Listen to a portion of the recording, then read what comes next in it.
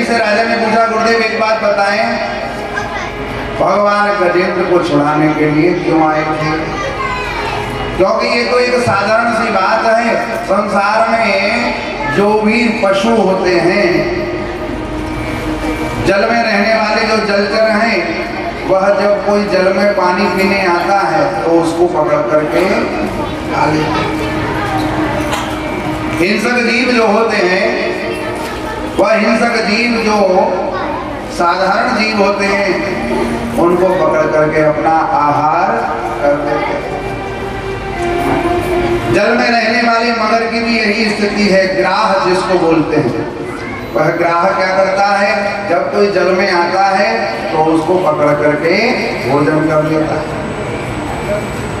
और ऐसा तो सदैव होता ही रहता है।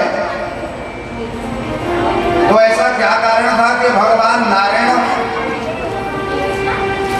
उस हाथी की रक्षा करने के लिए आए, हाथी पर कृपा करने आए? हम तो मनुष्य हैं, हम और आप तो कौन है? हनुमान जी ने कितना सुंदर बात कही है, प्रात ले जो नाम हमारा, एक दिन ताहि न मिले। जब विभीषण जी ने कहा हनुमान जी से कि क्या प्रभु श्री राम मुझ पर कृपा करेंगे, क्योंकि मैं तो राक्षस हूं,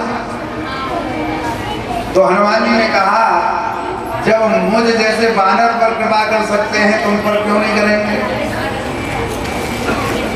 तो ऐसा ही कितना सुंदर भाव है कि जब भगवान श्री नारायण एक पशु हाथी पर कृपा करने के लिए आ सकते हैं, तो क्या हम भजन करेंगे, आप पुकारेंगे तो नहीं आएंगे? क्यों नहीं आएंगे? वो हाथी तो बोल भी नहीं पाता है और आप तो बोल भी सकते हो। इसका मतलब है हमारे अंदर कमी है, हम बुलाते नहीं, है कि नहीं? यदि बुलाने वाला हो तो वो हाथी भी हो तो ठाकुर जी आ जाते हैं, और हम मनुष्य होकर के भगवान को नहीं बुलाते। सुखदेव जी कहते, आसीत गिरिवरोराजस त्रिकूट एक विश्रुतः क्षीरोदेनावृतः श्रीमान् योजना युतमोच्चृतः।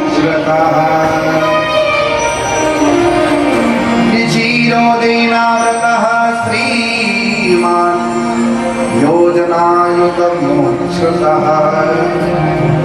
त्रिकूट पर्वत पर, क्षीर सागर के किनारे पर एक त्रिकूट पर्वत है।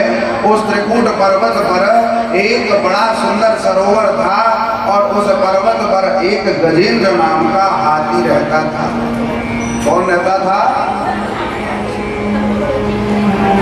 उस अकेले हाथी में 10,000 हाथियों की शक्ति थी।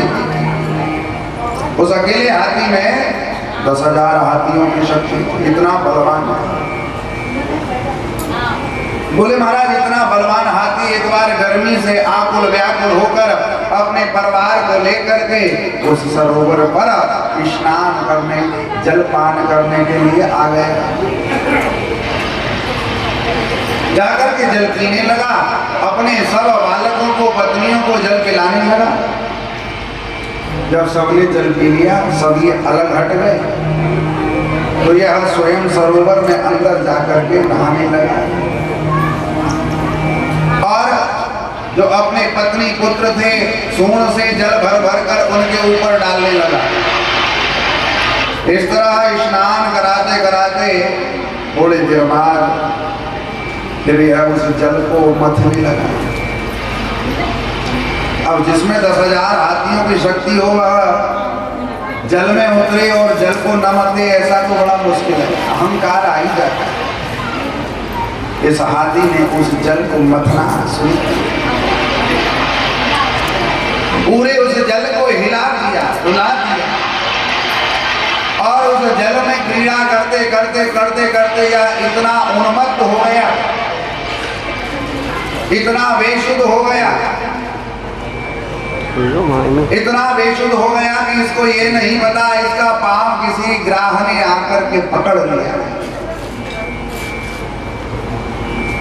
उस जल में खेलते खेलते क्रीड़ा करते करते मदहोश होकर के जब बाहर निकलने की कोशिश करने लगा तो इसे लगा कि मेरा पांव कहीं अटक गया है।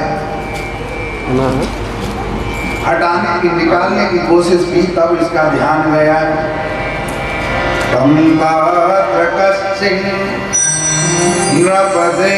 नृपदैवनोदितो राहो बलिया चरणारुसाग्रही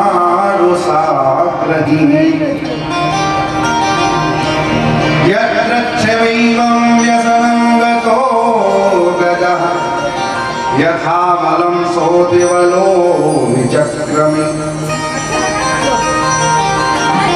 इस गजेंद्र ने अपना पांव निकालने की कोशिश की पर उसने पांव जबड़े में दबा लिया। जब इसने देखा मेरा पांव इसने जोर से पकड़ रखा है, बहुत प्रकार से छुड़ाने पर भी नहीं छोड़ा, तो इसने जोर से चिंगाड़ा करके आवाज लगाई और उस जंगल में रहने वाले सारे हाथियों को आवाज लगा करके बुलाया। दौड़े दौड़े सारे हाथी आए। सभी हाथियों ने कोशिश करना शुरू किया, सूंड से सूंड पूंछ में लपेट करके इस तरह से बड़ी कोशिश की कि किसी भी प्रकार से हम इस गजेंद्र को निकाल करके ही मानेंगे, परंतु सारी कोशिश करने के बाद सब थक गए और सब छोड़ छोड़ कर चले गए। कोई भी उस गजेंद्र को उस सागर से बाहर नहीं निकाल। जब जल से बाहर वह गजेंद्र को नहीं निकाल पाए, पत्नी और बच्चे भी कुछ देर बैठे रहे कि शायद अभी भी कोशिश करने पर बाहर आ जाए, पर वो कोशिश करने के बाद वो भी थक गए। जब वो भी सब थक गए और वो भी छोड़ छोड़ करके रो धो करके चले गए, तब यह बेचारा अकेला उस सरोवर में रह गया। परंतु इसने भी हार नहीं मानी और 100 वर्ष तक उस ग्राह से ये अकेला ही लड़ता। कितने वर्ष तक? 100 वर्ष। कौन है ये? सुखदेव जी महाराज कथा तो हाथी की सुना रहे हैं, परंतु ये हाथी कोई और नहीं, आध्यात्मिक दृष्टि से देखा जाए तो यह जीव ही हाथी स्वरूप है। यह जीव जो है, जीवात्मा जो है, यह हाथी स्वरूप है। इसके अंदर 10,000 हाथियों की शक्ति, बोले हमारी 10 ज्ञानेंद्रियां और कर्मेंद्रियां ही वह शक्ति स्वरूपा है जो संसार के सभी कार्यों को करती है। और इस संसार रूपी सरोवर में यह हाथी विचरण करता है। काल रूपी ग्राह ने इसका पांव पकड़ रखा है। जब काल इसका पांव पकड़ करके मृत्यु की ओर खींचना शुरू कर रहा है, रोज रोज हमारी आयु रूपी श्वास क्षीण होती जा रही है। लोग कहते हैं हम बड़े हो गए कि आयु छोटी हो गई, तुम छोटे हो गए। सबसे बड़ा भ्रम यही है कि जी व्यक्ति क्या कहता है, हम बड़े हो गए। बड़े नहीं हुए, छोटे होते जा रहे हैं। लोग कहते हैं हम बड़े होते जा रहे हैं। यदि कोई व्यक्ति 100 वर्ष की आयु लेकर के आया है और 60 वर्ष उसकी आयु निकल गई, तो अब वो कितने वर्ष का रहा? अब 40 वर्ष का रहा ना, 60 वर्ष की आयु रह गई, निकल गई। वो क्या कहता है, नहीं हमें 60 वर्ष का हुआ है। उल्टा गिनती है, जन्म लेते ही मृत्यु की ओर भागना शुरू कर देता है। 100 वर्ष तक लड़ने का मतलब, बोले जीव की आयु इस समय कलयुग में 100 वर्ष है ना, तो 100 वर्ष तक यह काल से लड़ता रहता है, जूझता रहता है। और बोले कि जितने भी इसके सगे संबंधी हैं सबको बुलाता है, काल ने पकड़ लिया है, कोई छुड़ा लीजिए। डॉक्टर आते हैं, नीम हकीम सब आते हैं, दवाई देकर चले जाते हैं, बोले बचाना तो भगवान के हाथ में। बोले महाराज 100 वर्ष लड़ते लड़ते जब वह ग्राह उस गजेंद्र को बिल्कुल ऐसे जल में लेकर के पहुंच गया, या बिल्कुल डूबने वाला एक पानी था, अब केवल जो भर सूंड रही जल ऊपर, तब हरि नाम ऊंचा। 100 100 वर्ष बाद जब वो बिल्कुल अथाह जल में ले गया, तब इस गजेंद्र को भगवान की याद आई। बोले मुझे बचाने वाले तो सब छोड़ करके चले गए, अब तो कोई मुझे बचा नहीं सकता। यदि कोई बचा सकता है तो कोई नहीं, एक मेरे श्री ठाकुर जी महाराज हैं। बोलो श्री बाल कृष्ण लाल।